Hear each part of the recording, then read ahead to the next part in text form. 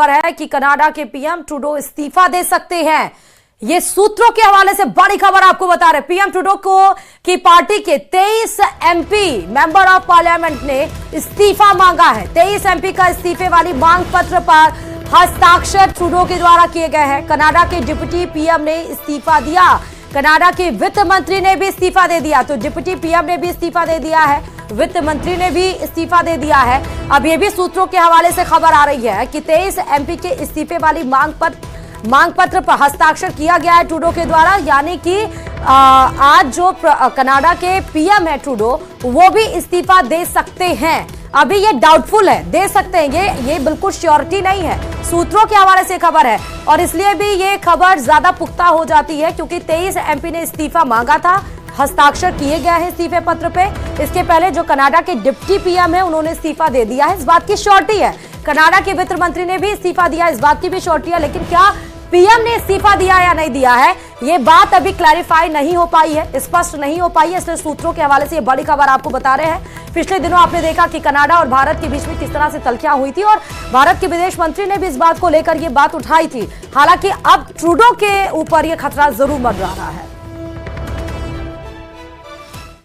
और उत्तर प्रदेश के संभल से बड़ी खबर आपको बताते चले। संभल के खग्गूसराय में दशकों के बाद खुले हैं शिव मंदिर की रौनक लौट आई है। सोमवार का दिन महादेव का दिन माना जाता है और इसीलिए संभल के शिव मंदिर में सोमवार शाम को शिवलिंग का ऐसा श्रृंगार किया गया कि लोग निहारते रह गए। जिस मंदिर में दशकों से शिवलिंग का जलाभिषेक नहीं हुआ था, उस शिवलिंग को महाकाल के रूप में सजाया गया।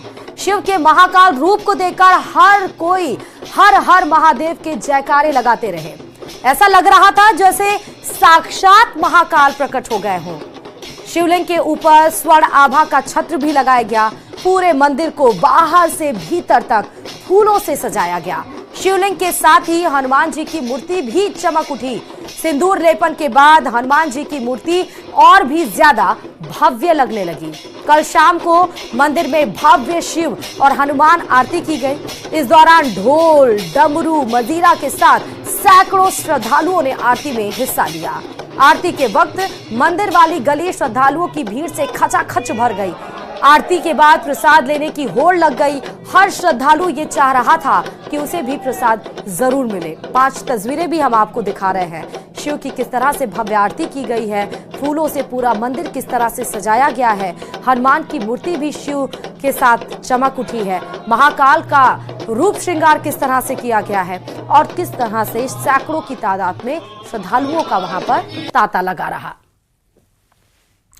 दावा यह किया जा रहा है कि इस मंदिर के कपाट 46 साल के बाद खोले गए।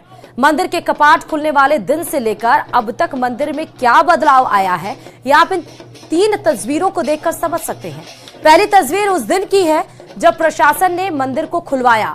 शिवलिंग समेत सभी मूर्तियों पर मोटी धूल जमी हुई थी, जिसे पुलिस वालों ने खुद साफ किया। इसके बाद मंदिर का रंग रोगन किया गया और अब पूरे विधि विधान के साथ मंदिर में मूर्तियों का श्रृंगार और पूजा शुरू हो चुकी है। कल शाम मंदिर में हुई महाआरती में शामिल होने के लिए शहर के हर कोने से श्रद्धालु पहुंचे थे। वहीं आज मंगलवार का दिन है, इसलिए आज मंदिर में हनुमान दर्शन के लिए भारी भीड़ उमड़ सकती है।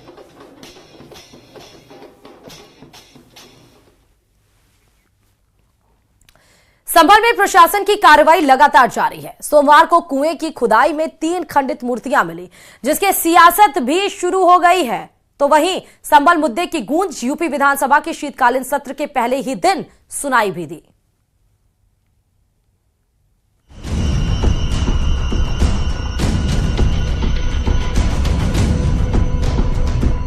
संभल पर जारी सियासत थमने का नाम नहीं ले रही है। यूपी विधानसभा के शीतकालीन सत्र का पहला ही दिन काफी हंगामेदार रहा। संभल के मुद्दे पर सीएम योगी ने विपक्ष पर बड़ा हमला बोला। विपक्ष पर करारा पलटवार करते हुए सीएम योगी ने कहा कि भगवान विष्णु का 10वां अवतार भी संभल में ही होगा। बाबरनामा भी कहता है कि हर मंदिर को तोड़ करके एक ढांचा खड़ा किया गया। आप तो एक श्रेष्ठ ब्राह्मण कुल में आपने जन्म लिया है। आप तो भारत के पुराणों की परंपरा पर विश्वास करते हैं। हमारा पुराण भी इस बात को कहता है कि भगवान विष्णु, श्री हरि विष्णु का 10वां अवतार संभल में ही होगा, उसी संभल में होगा। संभल को लेकर सीएम योगी ने कहा कि संभल का इतिहास दंगों का रहा है। वहां समय समय पर सामाजिक सौहार्द बिगाड़ने का काम होता रहा। संभल में 1978 में हुए दंगों में 184 लोग मारे गए थे। दंगे की शुरुआत में ही 184 लोग मार दिए गए थे। आजादी के बाद का ये शहर में सबसे बड़ा दंगा था। संभल में 1978 से 1995 तक दंगे में 209 हिंदू मारे गए। साल दर साल हिंदू समुदाय में खौफ बढ़ता गया। हिंदू आबादी का मुस्लिम इलाकों से पलायन हो गया। 1978 में 50 हिंदू परिवार पलायन को मजबूर हुए। संभल को लेकर अखिलेश यादव ने कहा कि हम पुरानी बातें खोदने वाले लोग नहीं हैं। कोई सच को नहीं दबा सकता। जो सच है वो सच ही रहेगा। 1976 में भी 5 लोगों की मौत वहां पर हुई थी और 1978 में 184 हिंदुओं को सामूहिक रूप से जला दिया गया था। 184 हिंदुओं को हत्या हुई थी, हिंदुओं की हत्या हुई थी और जलाया भी गया था और 184 हिंदू मारे गए थे वहां। 184। मैं वही तो कह रहा हूं ना, आप उस सच को स्वीकार नहीं करेंगे, आप उस सच्चाई को स्वीकार नहीं करेंगे। और लगातार कई महीनों तक वहां कर्फ्यू था। 1980 में फिर दंगा हुआ था। देखिए, कोई सच नहीं दबा सकता। जो सच है वो सच रहेगा। हम लोग पुरानी बातों को नहीं खोदना चाहते हैं, नए रास्ते खोजें। और नए रास्ते खोजने वाले वही हो सकते हैं जो अपना भविष्य कुछ तय करते हों। वो भविष्य जहां पहुंचना चाहते हैं वहां कोई नहीं पहुंचने देगा। संभल में कुएं की खुदाई के दौरान 3 मूर्तियां मिली हैं। गणेश, पार्वती और लक्ष्मी की मूर्ति होने का दावा किया जा रहा है। कुएं की करीब 18 फीट की खुदाई के बाद एक के बाद एक 3 मूर्तियां मिली। पहले मां पार्वती की खंडित मूर्ति मिली, उसके बाद गणेश जी की मूर्ति मिली और बाद में एक और मूर्ति लक्ष्मी जी की मिली है। जो प्राचीन कूप और मंदिर हमें मिला, उसी की खुदाई जारी थी। कल लगभग 10-12 फीट खुदाई हुई थी। आज जब खुदाई की प्रक्रिया आगे बढ़ रही थी तो उसी समय पहले माँ पार्वती जी की जिनका सिर टूटा हुआ है वो मूर्ति मिली और उसके बाद भगवान गणेश की और माँ लक्ष्मी जी की, ये 3 मूर्तियां हमें मिली। संभल में मंदिर खुलने पर मौलानाओं और उलेमाओं ने आपत्ति जताई है, जिस पर बीजेपी सांसद भोला सिंह ने कड़ा हमला बोला है। उनका कहना है कि जिन्हें आपत्ति है वो मस्जिद भी न जाएं। आपत्ति करने वालों को दिल्ली से सलाह मिल रही है। जो लंबे समय से भगवान के हमारे पूजनीय स्थल को छुपा के दबा के इन लोगों ने कब्जा करके रखा था, वो मुक्त हमारी सरकार ने, प्रशासन ने किया है, तो ये वास्तव में प्रशंसनीय है। और जो मौलाना कह रहे हैं कि क्या जरूरत थी, उनको तो वास्तव में जरूरत नहीं है, उनको तो मस्जिद में जरूरत है जाने की। लेकिन जो हिंदू समाज के देवी देवता हैं, जो धार्मिक स्थल हैं, हिंदू समाज तो उन्हीं पे जाके पूजा करेगा, तो उनको इस पे आपत्ति नहीं होनी चाहिए।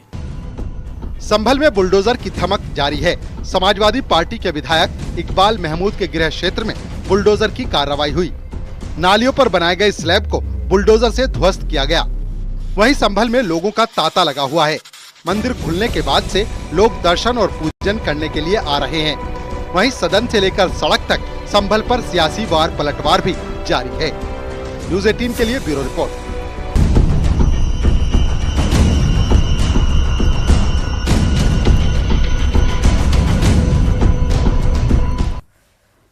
खबर छत्तीसगढ़ से है। छत्तीसगढ़ के दौरे के दौरान केंद्रीय गृह मंत्री अमित शाह ने गंडम गांव जाकर ग्रामीणों से बातचीत की। ये गांव खूंखार नक्सली हिड़मा का गढ़ माना जाता है।